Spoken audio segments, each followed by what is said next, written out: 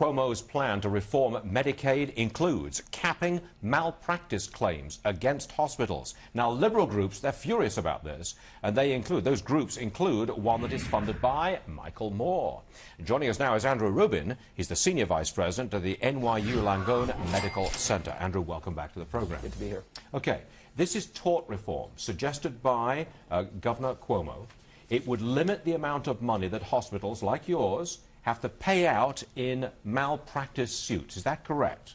Basically. You want this, don't you? Of course we want it. The country should want this.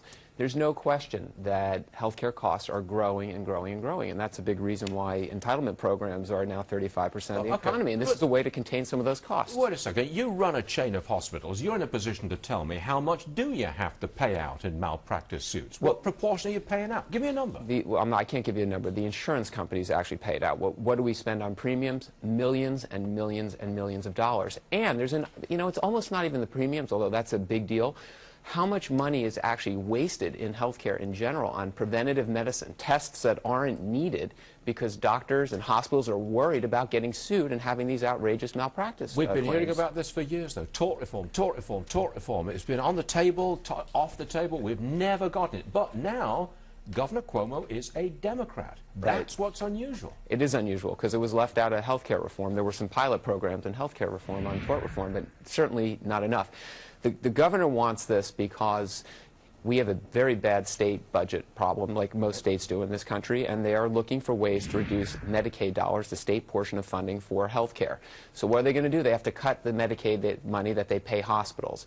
So if you're going to cut the money that they pay hospitals for taking care of indigent patients, then you have to find a way to help the hospitals out a little bit, and one of those ways is on tort reform. How big a cap are they going to place on it? I mean, they just cut it in half, what you can actually pay out? So what they're talking about doing in New York State, and it's a very good idea, I believe, and it will save the healthcare system money, there's no question about it, is they're going to limit the amount of damages that can be paid, non-medical damages that can be paid out to $250,000. That's it, so, pain and suffering, right? Pain and suffering. So they're not going to limit the cost that will be necessary to take care of someone who's been injured or impaired by malpractice, but they are going to limit the pain and suffering. What the final number ultimately shakes out to be, there's going to be a lot more than that. I can't see the public going for that. You know, you did an operation on my daughter and you left a pair of scissors in her stomach. I think people are going to want more money than that. Well, but that's part of the problem. You know, people are going to want more. They want more, but, you know, there was an article in the New York Times last week about small business premiums, insurance premiums going up 20% this year, and no one understands that.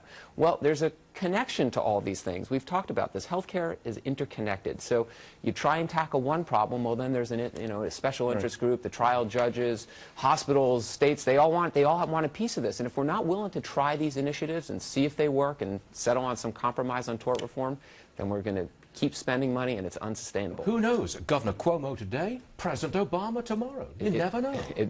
I got to tell you, it makes sense. The president has backed down. It'll never happen. No, the president's backed down on this. He's willing to talk about tort reform now, and we'll see. We have to do it. We have to do it. You are an eternal optimist. Andrew Rubin from NYU Langone Medical Center. I admire optimism. Thanks for joining us. Got to have it. Come back.